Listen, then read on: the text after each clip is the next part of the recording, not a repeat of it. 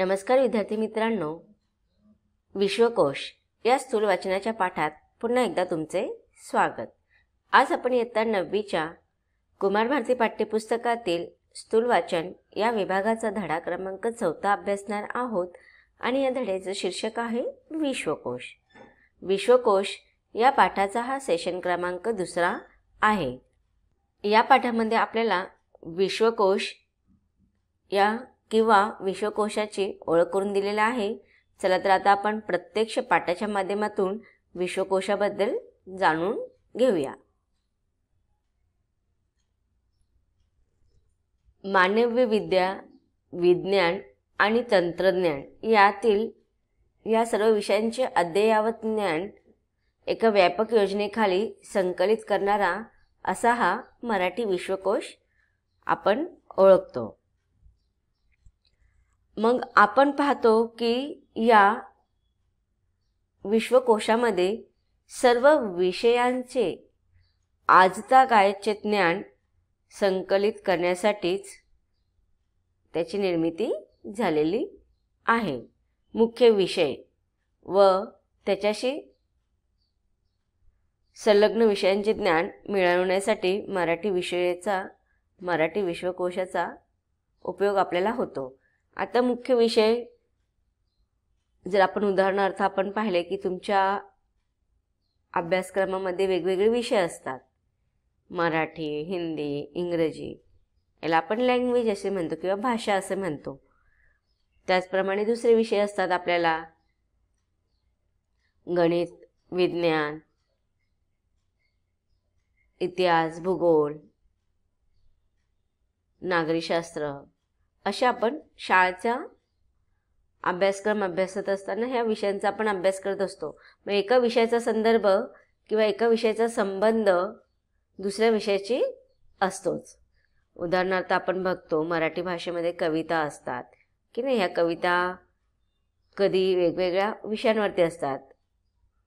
जसे की झाडाचा जर आपण विषय घेतला तर झाड हे काय आहे, सजीव आहे।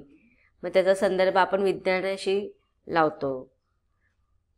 झाडाची जेव्हा आपल्याला एखाद्या झाडाबद्दल आपल्याला इत्थंभूत माहिती जाणून घ्यायची असेल तर मग आपण इतिहासामध्ये जातो की त्याची रचना कशी असेल, त्याची निर्मिती कधी झाली, किंवा एखादे प्राणीबद्दल आपल्याला जर लेख असेल, मराठी भाषेमध्ये असेल, इंग्रजीमध्ये असेल किंवा हिंदीमध्ये असेल, मग ते प्राणीची जात अस्तित्वात कधी आली, मग आपण त्याचा इतिहास जाणून घेतो। मग कोणत्या ठिकाणी तो असतो, मग त्याचं भौगोलिक कारण काय आहे, मग आपण त्याचा संदर्भ भूगोलामध्ये लावतो। त्याचप्रमाणे एखादा प्राणी सजीव आहे, मग त्या प्राणीची शारीरिक रचना कशी आहे, मग त्याचा संदर्भ आपण विज्ञानाशी लावतो की नाही। मग असेच हे जे काही आपल्या अभ्यासामध्ये जे काही वेगवेगळे विषय असतात तर एक महत्त्वाचा विषय असतो आणि त्याच्याशी अनेक विषय संलग्न असतात। मग या सगळ्या विषयाचे ज्ञान मिळवण्यासाठी मराठी विश्वकोशाचा आपल्याला उपयोग होत असतो। अशा अनेक विषयांची एकत्र माहिती मिळाली तर तो विषय आपल्याला नीट समजून घेता येतो। आता पुढे आपल्याला सांगितलेलं आहे की मुख्य विषय व त्याचे संलग्न विषयाचे ज्ञान प्राप्त करण्यासाठीच आपण मराठी विश्वकोश आपल्याला उपयोगी पडत असतो। आज आपण पाहतो की शिक्षणाचा प्रसार जसा झपाट्याने वेग घेऊ लागला तशी भाषा समृद्धीची वाटचाल जशी दमदार होऊ लागली तशी भाषा सर्वार्थाने खुलू लागली। आता जर आपण भाषेचा अभ्यास करायचा म्हटला तर आपण इतिहासामध्ये जातो, संदर्भ घेतो की सुरुवातीला माणसाला बोलता येत नव्हतं, मग हळूहळू तो स्वर काढू लागला आणि मग स्वरानंतर त्याचे उच्चार सुरू झाले आणि अशा रीतीने मग हळूहळू त्याची भाषा समृद्ध झाली। मग हे भाषा लिखित स्वरूपामध्ये लिहिली गेली, लिपीमध्ये लिहिली गेली। मग आपल्या मनातील भावना व्यक्त करण्यासाठी आपण भाषेचा उपयोग केला की नाही। मग अशा रीतीने मग हळूहळू भाषा समृद्ध झाली, ती भाषा खुलू लागली, तिला लिपी प्राप्त झाली, वेगवेगळ्या भाषा लँग्वेज सुरू झाले। मग मराठी असू दे, हिंदी असू दे, इंग्रजी असू दे, फ्रेंच असू दे, ग्रीक असू दे, संस्कृत असू दे, अशा सगळ्या वेगवेगळ्या भाषा खुलू लागल्या आणि शिक्षणाचा प्रसार जसा झपाट्याने वेग घेऊ लागला तशी भाषाची समृद्धीची वाटचालसुद्धा वाढू लागली. आपण पाहतो की शिक्षणाचा प्रसार झाल्यामुळे आपल्याला ज्ञान प्राप्त झाले. मुलींना अगोदरच्या काळामध्ये शिक्षण घेता येत नव्हते, परंतु शिक्षणामुळे हा प्रसार वाढला आणि या प्रसाराचं साधन किंवा माध्यम म्हणजेच शब्दकोश, विश्वकोश असं आपण म्हणू शकतो. आज आपण बघा, आपल्याला विश्वकोशाची गरज का असते की कारण औद्योगिकीकरणामुळे समाजाचा वैज्ञानिक आणि तांत्रिक गरजा वाढू लागलेल्या आहेत. अनेक शब्द अस्तित्वात येऊन भाषा समृद्ध होऊ लागलेल्या आहे. त्यामुळे सर्व विषय संग्राहक असा विश्वकोशाची गरज किंवा त्याची निर्मिती आपल्याला भासू लागलेली होती आणि त्यामुळे मग ह्या विश्वकोशाची, मराठी भाषेतील विश्वकोशाची गरज आपल्याला भासू लागली. भाषांमध्ये आदानप्रदान होऊन अनेक नवे शब्द मराठीत रूढ झाले.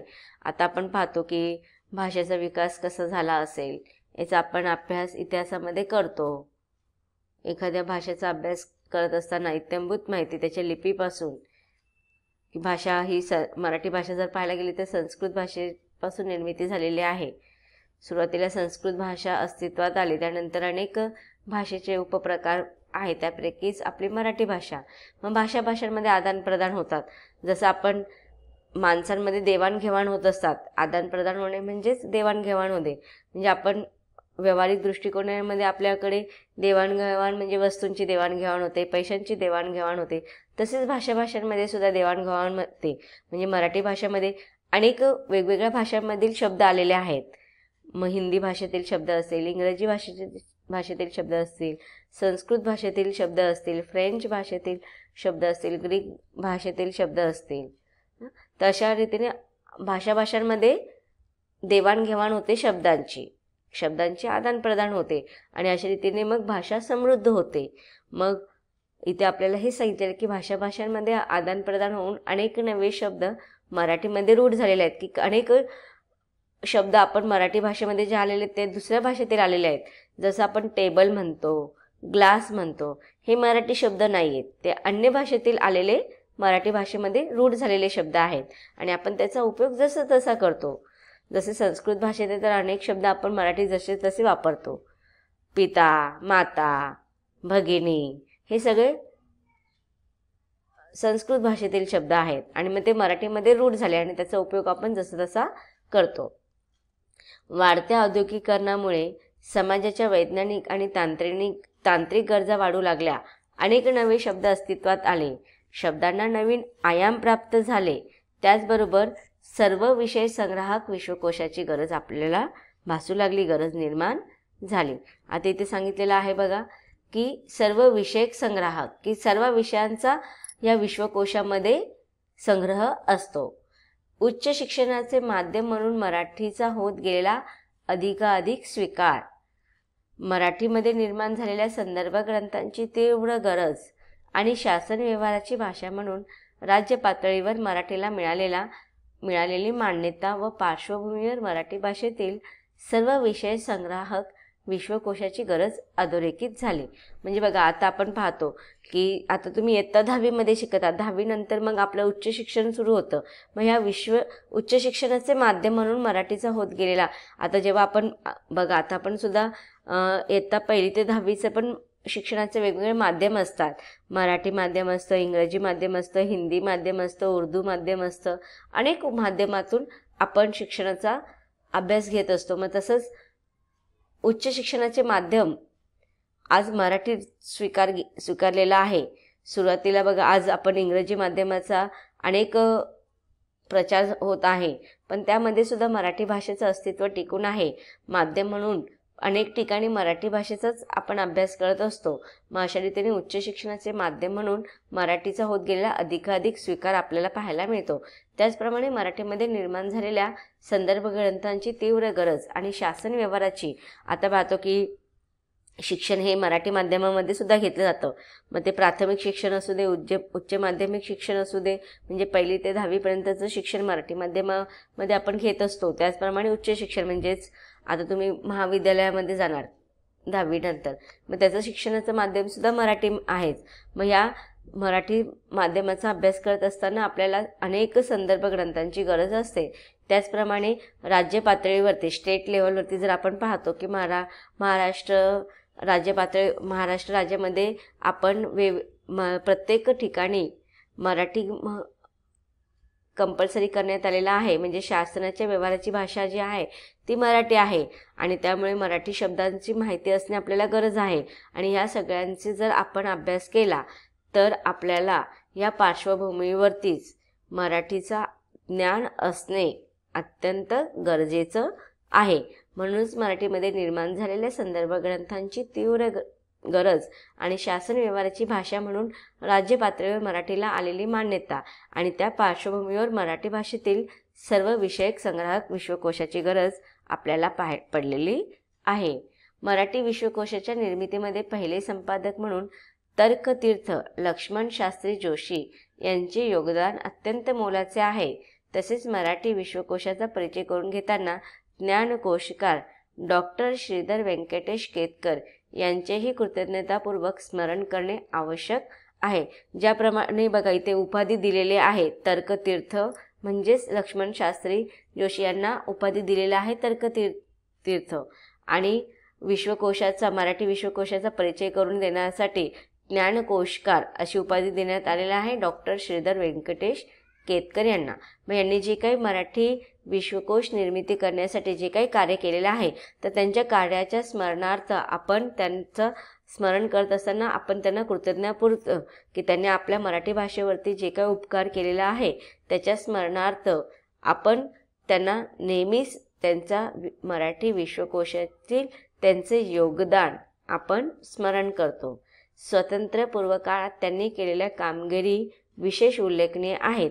तथापि त्यानंतरच्या काळात विशेषतः स्वातंत्र्योत्तर काळात ज्ञान विकासाच्या क्षेत्राचा ज्या वेगाने विकास झाला हा विकास लक्षात घेऊन विद्यमान ज्ञानक्षेत्राचा सर्वांगीण परिचय करून देणारा मराठी विश्वकोश हा आश्वासक प्रयत्न आहे. तरी ते आपल्याला सांगितलेलं आहे की आपला देश स्वतंत्र झाल्यानंतर सुद्धा आपल्याला मराठी भाषेचा अभ्यास करत असताना विश्वकोशाची गरज लागते. त्याचप्रमाणे स्वातंत्र्य प्राप्त होण्यापूर्वी सुद्धा आपल्याला ज्ञान विकासाच्या क्षेत्रामध्ये जो काही विकास त्या अगोदर सुद्धा झालेला होता त्याचा जर आपल्याला आढावा घ्यायचा असेल तर ह्या सगळ्या ज्ञानक्षेत्रांचा सर्वांगीण परिचय करून देणारा हा एक मोठा प्रयत्न होता आणि तो म्हणजेच मराठी विश्वकोशाची निर्मिती. आता विश्वकोश कसा तयार झालेला त्याची इथे आपल्याला माहिती सांगितलेली आहे. विषयावर तज्ज्ञांच्या समितीचा रचना केली गेली. विश्वकोश कसा तयार झाला तर तो असा तयार झालेला आहे की पहिला मुद्दा दिला आहे की विषयावार की प्रत्येक विषयानुसार विविध तज्ज्ञांची समिती तयार करण्यात आली. दुसरा मुद्दा आहे प्रत्येक विषयाच्या नोंदींची शीर्षके निश्चित केली गेली की प्रत्येक विषयांच्या नोंदी म्हणजे नोट्स त्यांचे टायटल्स शीर्षक निश्चित करण्यात आले. नंतर मुख्य, मध्यम, लहान नोंदींतील मुद्द्यांची टाचणी तयार करण्यात आली. मग 3 भाग करण्यात आले. एक म्हणजे मुख्य भाग, दुसरा म्हणजे मध्यम भाग आणि तिसरा म्हणजे लहान नोंदींचा भाग. म्हणजे आपण नोट्स जसे तयार करतो ना त्या पद्धतीने मुद्द्यांचे टाचणी तयार करण्यात आले. मुद्द्यांचे नोट्स तयार करण्यात आले. नोंदींच्या मर्यादा आखून टाचण्यांमध्ये तशा सूचना दिल्या गेल्या. मग बघा ह्या ज्या काही नोंदी तयार केल्या गेल्या होत्या त्यांच्या मर्यादा म्हणजे लिमिटेशन सुद्धा त्यांच्या तयार करण्यात आल्या आणि मग त्यांची ती नोट्स तयार करून घेतल्यानंतर मग सूचना तयार करण्यात आल्या. प्रत्येक विषयातील मुख्य विषय, मध्यम विषय आणि लहान व तसेच नाममात्र नोंदींच्या याद्या तयार करण्यात आल्या आणि आकारविल्ल्यानुसार या याद्या लावण्यात आल्या. आकारविल्ले म्हणजेच आपण पाहतो की मराठी भाषेमध्ये अल्फाबेटिकल्स, इंग्रजी भाषेमध्ये अल्फाबेटिकल्स म्हणतात A to Z. तसेच मराठी भाषेमध्ये स्वर आणि व्यंजन अ ते अ पर्यंत स्वर आहेत. नंतर क वर्ग आहे, व्यंजनामध्ये च वर्ग आहे, ट वर्ग आहे, त वर्ग आहे, प वर्ग आहे आणि अशा रीतीने मग अर्धस्वर, उष्म, महाप्राण, त्यानंतर स्वतंत्र असलेलं ळ या प्रकारे सगळ्या आकारविल्ल्यानुसार मग याद्या तयार करण्यात गेल्या. आपण पण पाहतो इंग्रजी भाषेमध्ये जरी आपण विश्वकोश पाहिला किंवा मराठी भाषेमध्ये पण पाहिला तर आपल्याला अल्फाबेटिकल म्हणजेच आकारविल्ल्यानुसार त्या याद्या आपल्याला पाहायला मिळतात. 1976 ह्या वर्षी महाराष्ट्र राज्य साहित्य संस्कृती मंडळाने मराठी विश्वकोशाचा पहिला खंड प्रकाशित केला. आत्तापर्यंत विश्वकोशाचे 20 खंड प्रकाशित झालेले आहेत. शालेय विद्यार्थ्यांसाठी कुमार विश्वकोशाची निर्मिती करण्यात आली असून त्याचे जीवसृष्टी आणि पर्यावरण भाग 1 व पर्यावरण भाग 2 प्रकाशित करण्यात आलेले आहे. आता शालेय विद्यार्थ्यांसाठी म्हणजे तुमच्यासारख्या विद्यार्थ्यांसाठी कुमार विश्वकोशाची निर्मिती करण्यात आलेली आहे आणि त्याच्या व्यतिरिक्त सुद्धा अनेक विश्वकोश आहेत. असे एकूण 20 खंड विश्वकोशाचे मराठी भाषेमध्ये प्रकाशित करण्यात आलेले आहे. आधुनिक तंत्रज्ञानाचा वापर करून मराठी विश्वकोशाच्या 20 खंडातील माहिती मोबाईल ॲपमध्ये समाविष्ट करण्यात आलेली आहे. आता आपण जर पाहतो की आपण सगळ्या ठिकाणी विश्वकोश घेऊ शकत नाही, पण मोबाईल आपल्याकडे असतो. मग मोबाईलमध्ये तो ॲप तयार करण्यात आलेला आहे आणि ते ॲपच्या माध्यमातून आपण मराठी विश्वकोशाचे 20 खंड जे आहेत त्याचा अभ्यास आपण मराठीमध्ये मोबाईलमध्ये ह्या ॲपच्या माध्यमातून करू शकतो. आता विश्वकोश कशासाठी पाहावा तर तो यासाठी पाहावा. पहिला मुद्दा आहे आपल्या ज्ञानविषयक गरजा मराठीतून भागवण्यासाठी. दुसरा आहे जागतिक ज्ञान क्षेत्राचे क्षितिज विस्तारताना आपल्या विविध विषयातील कुतूहलास इष्ट वळण लागण्यासाठी. आणि तिसरा आहे अभिव्यक्तीला योग्य चालना मिळण्यासाठी. चौथा आहे सर्व प्रकारचे प्रगल्भ व सूक्ष्म ज्ञान मराठी भाषेतून मिळवण्यासाठी आपल्याला मराठी भाषेतील विश्वकोश पाहण्यासाठी याचा उपयोग होतो. तर विद्यार्थी मित्रांनो, आतापर्यंत आपण या पाठाच्या भागामध्ये काय पाहिलं की विश्वकोश कसा तयार झालेला आहे हा मुद्दा आपण अभ्यासला. त्यानंतर विश्वकोश कशासाठी पाहावा याचाही संदर्भ आपण जाणून घेतलेला आहे. अजूनही आपल्याला विश्वकोशाबद्दल माहिती जाणून घ्यायचं आहे, परंतु त्याचा अभ्यास आपण पाठाच्या पुढील भागामध्ये अभ्यासणार आहोत. धन्यवाद.